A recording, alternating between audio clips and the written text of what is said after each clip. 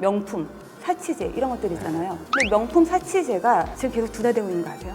글로벌 명품 업계가 지금 2회 연속 부진하잖아요. 굉장히 이례적인 거예요. 불황인 상황에서 항상 호황인 건 명품이었거든요. 근데 그 명품 업계가 지금 부진하다는 거죠. 명품으로 했을 때 되게 명품 거래보다는 중고 명품 거래 플랫폼이 더 인기를 끌고 있고요. 사치제라고 할 수 있는 자동차, 그 신차 구매보다 중고차가 많아지고 있죠. 여기서 보면은 우리가 일반적으로 생각하고 있었던 절약의 영역, 플렉스의 영역이 경계가 없어진다는 거예요. 안녕하세요.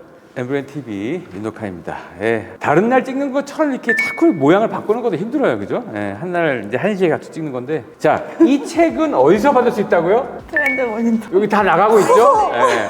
근데 안 나가는 걸로 하면 더 웃길 것 같아요. 보니까. 예.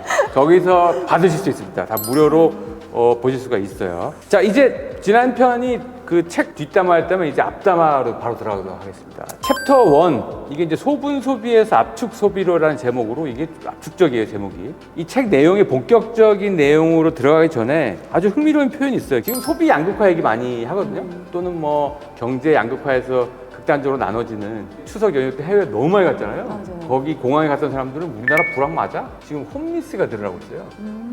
그래서 이 두 가지가 공존하는 게 지금 현재 한국 사회입니다. 근데 이제 경제적인 불황이 아니라 독특하게 여기서는 소비의 양극화인데 이게 개인 안에서도 벌어지고 있는 현상들을 지적하고 있어요. 이게 어떤 의미인가요, 주로? 그러니까 말씀하신 대로 한 사람, 같은 사람이 하루에 4,000원, 40만 원을 동시에 고려하는 소비 태도가 빈번하게 일상적으로 나타나고 있는 소비 형태를 저희가 표현한 거예요. 그러니까 같은 사람이 어떤 상황을 따라서 유연하게 그 기준을 뭘 절약을 할지, 뭘 플렉스를 할지를 결정한다는 거죠. 근데 이런 소비 흐름이 지금만 있는 건 아니에요, 사실. 예전부터 그렇죠. 좀 있었죠. 그런데 과거하고 지금하고 극단적으로 달라진 건 뭐냐면 선택의 영역, 그러니까 절약을 하는 영역과 플렉스하는 영역의 경계가 없다는 거예요. 그러니까 경역의 경계가 없이 선택적 절약, 선택적 프리미엄을 다 허용하는 거죠.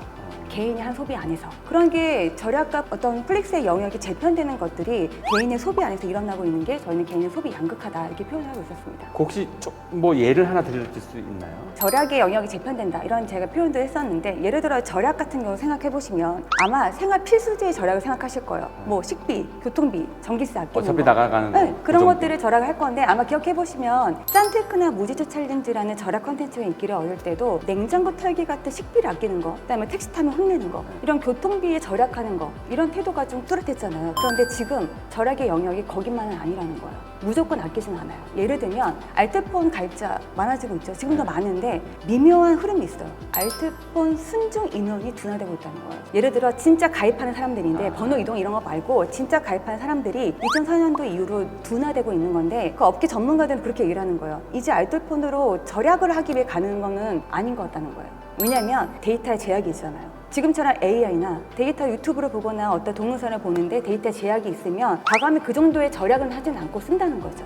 선택적 프리미엄을 허용한다는 거예요. 어디에서? 절약의 영역에서. 전기세도 마찬가지죠. 전기세도 예전에 2013년도에 정부가 전기료 인상을 내보냈잖아요. 그때 가장 회자됐던 게 전기세 아끼기 위해 절전 멀티탭, 전기세 아끼는 방법, 엄청난 인기를 끌었는데, 지금은 야, 전기세를 아껴서 뭔가 쾌적하지 않을 바에 에어컨 일단 틀어. 대신에 어떤 게 관심을 두냐면 에너지 효율 등급이 높은 제품에 관심을 돌리는 거예요. 이것도 절약의 영역에 선택적 프리미엄을 허용하는 거죠. 근데 반대도 있죠. 우리가 플렉스하는 영역이 있어요. 명품, 사치제 이런 것들 있잖아요. 근데 명품, 사치제가 지금 계속 둔화되고 있는 거 아세요?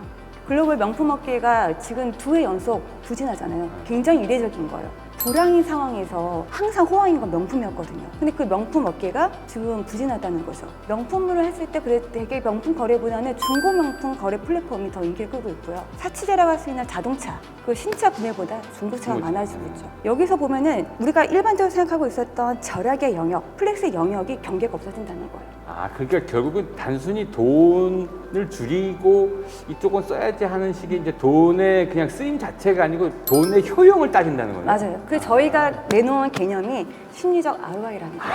ROI, 이게 리턴 온 인베스트먼트, 투자 맞아요. 대비 효과. 내가 4,000원을 썼지만 그 안에서도 효율을 노리고, 맞아요. 40만 원을 썼으면 40만 원 안에서 더 극대화를 하려고 하는 전략들이 똑같이 적용된다는 거예요. 최대한의 만족을 끊어내기 위한 그런 계산을 한다는 거죠. 지금 굉장히 중요한 핵심은 대중소비자들이 소비 영역에서 굉장히 아주 복잡한 계산기를 두드리고 있다는 거예요. 일종의 AI가 들어가기 때문에 가능해졌네요. 그렇죠. 데이터가 쌓였으니까 가능한 거죠. 이제는 후회할 수 없는 최소 비용, 이제는 내가 가지고 있는 경제적인 가치, 미래 가치, 현재 내일 가지고 있는 비용, 더하고 빼기를 해서 최소한의 최선의 선택으로 최대한의 만족을 끌어내고자 하는 것. 이런 계산법이 내재적으로 움직이고 있다는 거죠. 이게 굉장히 중요한 흐름이에요. 아, 그러면 거기 책에 쓰셨던 거 보면은 소비를 프로젝트화 한다는 게 결국은 개별 프로젝트에 대해서 이 관여나 관심을 좀 더 집중해야 되겠네요. 효율화를 따지려면. 맞아요.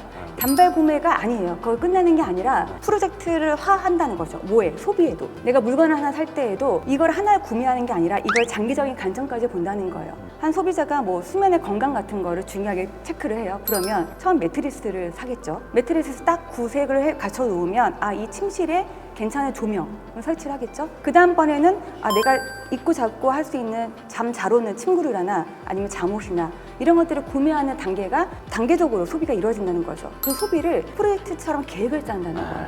근데 여기서도 또 중요한 포인트가 있죠. 매트리스는 고가죠.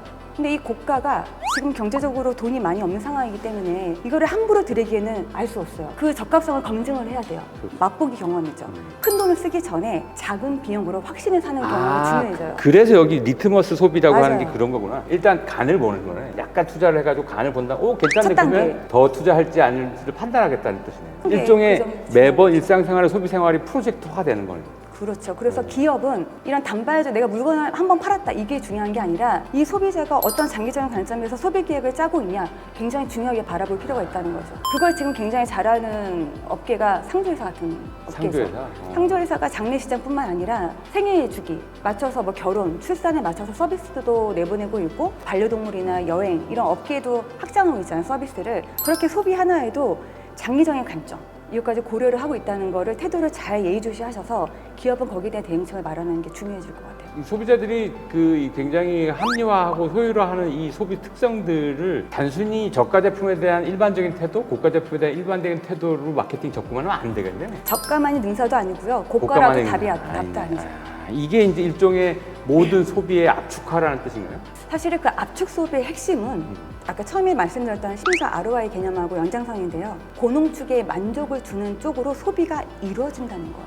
지금 경제적으로 여력이 없잖아요. 돈도 없고 지금 AI 때문에 가지고 있는 사람들이 받는 무력감과 압박감도 엄청나요. 그렇죠. 이사님 아시잖아요. 지금 이직 안 하잖아요. 안 하죠. 지금 현재 직장에 잔류하잖아요. 나갈 수가 없어요. 나를 안 뽑을 것 같거든요. 블라인드 앱에서 난리만 쳐. 그러니까 지금 이 불확실성에 시간과 돈을 투자할 수가 없으니까 경험을 하더라도 이전까지는 아주 작은 경험에 찰나의 만족을 추구하는 게 많았다면 지금은 고농축의 만족을 추구하는 경험이어야 해요. 그러면 뭐가 필요해요?